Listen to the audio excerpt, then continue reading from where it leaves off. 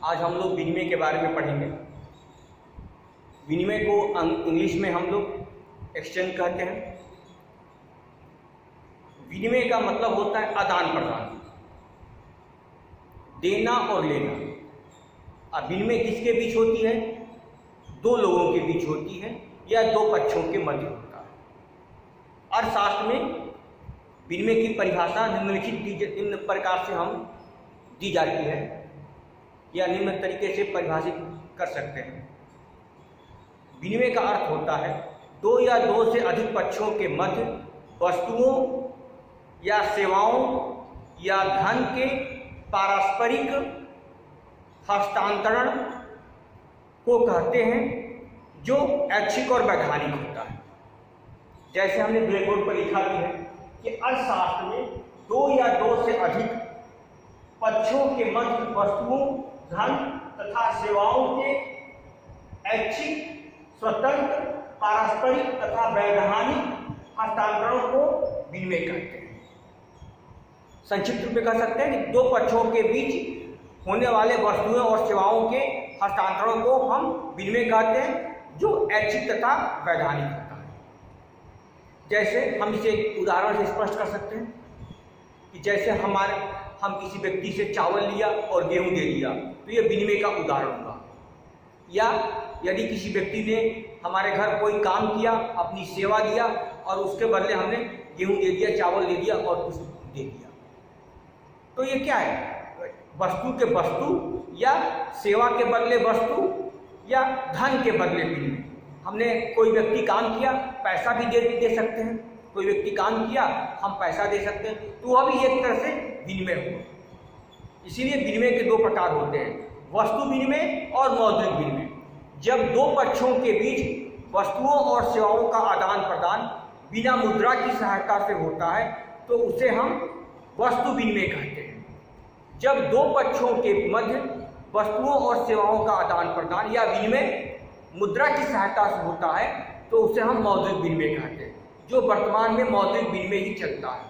इसे monetary exchange कहते हैं। हम बाजार जाते हैं, हम 20 रुपया दिए और आलू प्राप्त किए, तो ये मौद्रिक विनिमय का उदाहरण हुआ, जहाँ पैसे के द्वारा हम कोई सामान खरीदते हैं। जब वस्तु के द्वारा हम सामान खरीदते हैं, वस्तु देकर किसी दूसरे व्यक्ति से दूसरा वस्तु लेते हैं, तो इसे हम वस्तु विनिमय कहते हैं। वस्तु विनिमय की प्राचीन प्रणाली है। तो जब विनिमय की बात हम करते हैं, तो उसमें वस्तु विनिमय और मौद्रिक विनिमय दोनों चीजें आ जाती हैं। अब विनिमय की क्या विशेषताएं हैं? पहली विशेषता जो विनिमय की विशेषताएं होगी कि उसमें दो या दो से अधिक पक्ष होना चाहिए। दो पक्ष तो न्यूनतम है, 3 पक्ष भी हो सकता है, 4 पक्ष भी हो सकता है, यानी 2 तो मिनिमम होना चाहिए, क्योंकि बिना 2 के विनिमय नहीं होगा। फिर 2 या 2 से अधिक वस्तुएं, विनिमय में 2 वस्तुएं तो होना ही चाहिए, 2 से अधिक होता ही है। विनिमय के लिए 2 पक्ष और 2 वस्तुएं विनिमय होना चाहिए। जैसे 2 पक्ष है, हमने गेहूं देकर चावल लिया, ये तो विनिमय की मिनिमम प्रक्रिया है। यदि मेरे पास गेहूं भी है, चावल भी है, दाल भी है, तो हम 4 लोगों को 4 प्रकार की वस्तुएं देकर 4 वस्तु प्राप्त कर सकते हैं। तो विनिमय के लिए 2 पक्ष मिनिमम होना चाहिए, 2 वस्तु मिनिमम होना चाहिए। दोनों पक्षों को वस्तुओं की आवश्यकता, विनिमय तभी होगा जब दोनों पक्षों को वस्तुओं की आवश्यकता होगी। अगर मान लो अगर मेरे पास गेहूं है और दूसरे के पास चावल है, अगर मुझे उससे चावल नहीं लेना है तो विनिमय नहीं होगा। दोनों पक्षों को एक दूसरे की वस्तुओं की आवश्यकता होगी, तभी विनिमय होगी। फिर परस्पर हस्तांतरण, जो हस्तांतरण होता है परस्पर होता है, माने टेक एंड गिव, मतलब वस्तु दिया वस्तु प्राप्त किया, पारस्परिक हस्तांतरण होता है। स्वतंत्र हस्तांतरण मतलब ये स्वतंत्र होता है, मतलब ये किसी दबाव में ये हस्तांतरण नहीं होता है। ये आदमी फ्री है कि हम वस्तु खरीदेंगे, वस्तु लेंगे या बेचेंगे। फिर होता है ऐच्छिक। ऐच्छिक भी होता है कि वस्तुओं का जो हम आदान प्रदान कर रहे हैं, जैसे मार्केट में हम जाते हैं, जब हम कोई वस्तु खरीदने जाते हैं, तो जो वस्तु बेचने वाला होता है वह वस्तु की कीमत लगाता है कि हम ये वस्तु 20 रुपये में देंगे। अगर आपको पसंद है तो 20 रुपये में लीजिए, तो 20 रुपये वस्तु देने को तैयार होगा, नहीं तो वस्तु नहीं देगा। वह ऐसी प्रक्रिया है। हम ये नहीं कर सकते कि हम अपनी बात मनवाने के लिए विक्रेता के ऊपर हम कोई गलत कार्य के द्वारा हम कहेंगे नहीं ये 15 रुपये में ये वस्तु दे दीजिए। वह ऐच्छिक होता है, हमारे इच्छा पर होगा हम वस्तु बेचेंगे कि हम वस्तु बेचेंगे या नहीं बेचेंगे। विक्रेता पर भी होता है कि वस्तु लेंगे या नहीं लेंगे। वैधानिक जो विनिमय होता है वो वैधानिक होता है, मतलब कि गैर कानूनी चीज़ों का जो क्रय विक्रय होता है वो विनिमय में नहीं आए। वैधानिक जैसे गेहूं के बदले चावल लेना या किसी मार्केट से हम जाकर आलू प्याज कोई भी चीज़ हम खरीद सकते हैं, वैधानिक। लेकिन गैर कानूनी जैसे नशीली वस्तुओं का या कोई हम आर्म्स हैं, हम गलत व्यक्ति से खरीद रहे हैं, जो कानून के अंतर्गत इन वस्तुओं का क्रय विक्रय प्रतिबंधित है, बैन है, तो उसका हम क्रय विक्रय नहीं कर सकते, वो विनिमय में नहीं होगा।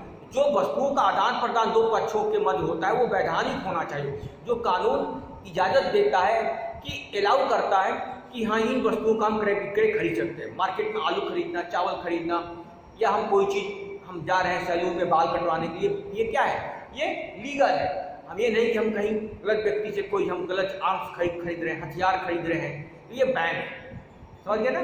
तो ये विनिमय की विशेषताएं होंगी और विनिमय की परिभाषा होगी। तो ये आसान भी है, अगर आपने 10th पढ़ा होगा तो 10th में ये विनिमय का चैप्टर था। अब हम आगे हम पढ़ेंगे हम विनिमय के लाभ।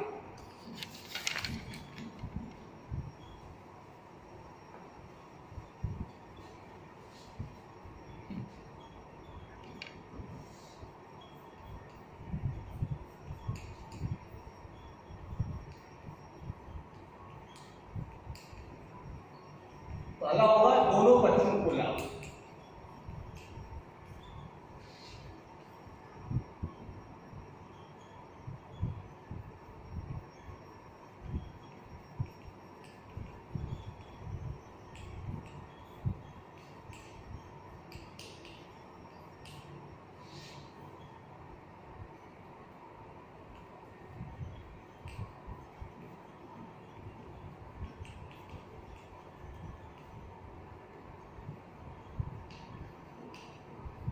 श्रम विभाजन का विशिष्टीकरण।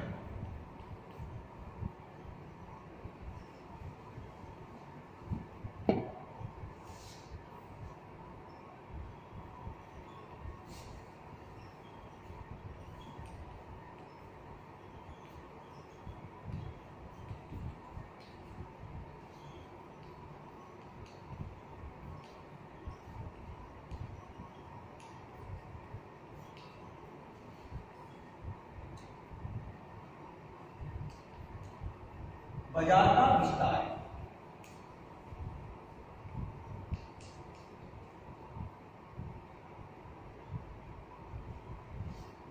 आपातकाल में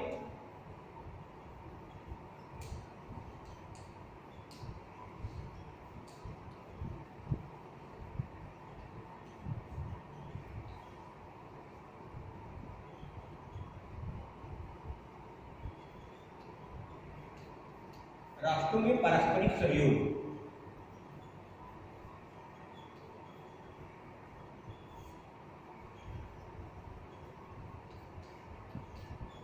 ये क्या है, ये विनिमय के लाभ है। जैसे पहला है दोनों पक्षों को लाभ। विनिमय में क्या होता है कि प्रत्येक पक्ष अपनी कम उपयोगी वस्तु देकर अधिक उपयोगी वाली वस्तु को प्राप्त करता है, जिसके कारण दोनों पक्षों को लाभ होता है। क्योंकि व्यक्ति तभी अपनी वस्तु का त्याग करता है जब उसे उसकी आवश्यकता नहीं होती है, और जो वस्तु प्राप्त करता है वह उसके लिए उपयोगी होती है। इसलिए कहा जाता है कि दोनों पक्षों का लाभ होता है, क्योंकि व्यक्ति अपनी कम उपयोग वाली वस्तु को देकर अधिक उपयोग वाली वस्तु को प्राप्त कर लेता है। दूसरा, आवश्यक वस्तुओं की प्राप्ति। विनिमय में क्या होता है, व्यक्ति जिसको आवश्यकता होती है उन वस्तुओं की प्राप्ति करता है, और जिनको आवश्यकता नहीं होती है वो त्याग देता है।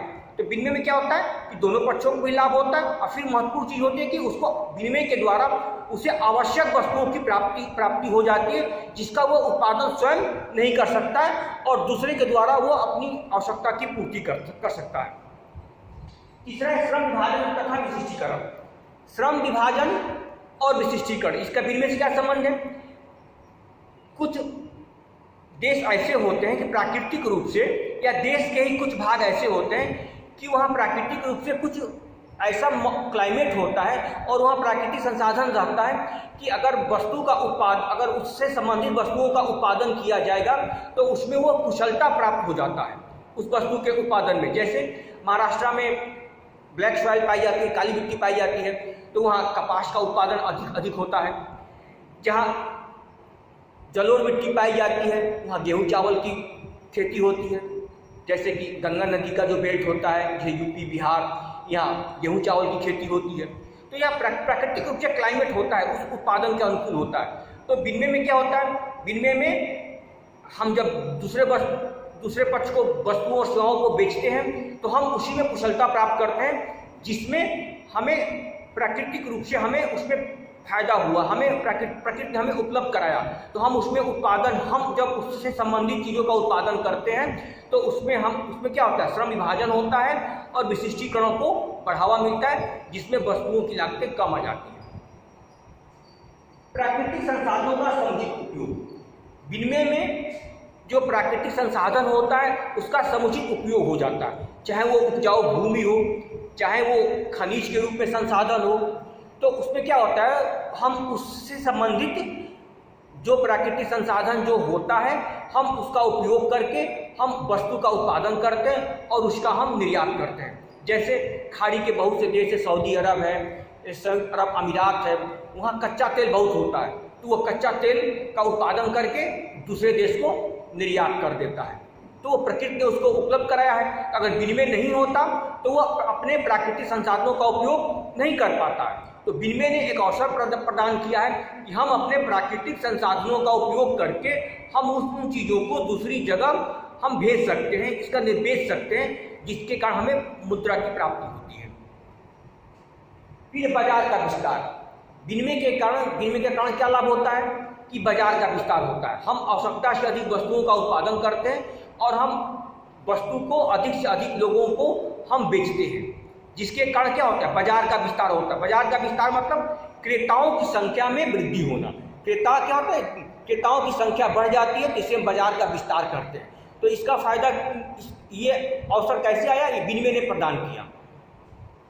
फिर आपातकाल में सहायता, बहुत से देश ऐसे होते हैं या विश्व के सभी देश, विश्व के जो विकसित देश होते हैं वो तो अपनी जो उनको प्राकृतिक जो संकट आता है, नेचुरल क्लाइमेट्स आता है, जैसे भूकंप आ गया या समुद्री तूफान आ गया, सुनामी आ गया, बाढ़ आ गया, सूखा आ गया, तो विकसित देश हैं तो उनके पास पैसा बहुत अधिक होता है, तो वो अपना जो इन संकटों का सामना कर लेते हैं। लेकिन जो विकासशील देश हैं जैसे भारत है, पाकिस्तान है, नेपाल है या अन्य जो बहुत, इंडोनेशिया है, मलेशिया है, श्रीलंका है, तो ये लोग प्राकृतिक संकटों का सामना अकेले अपने बलबूते पर नहीं कर पाते।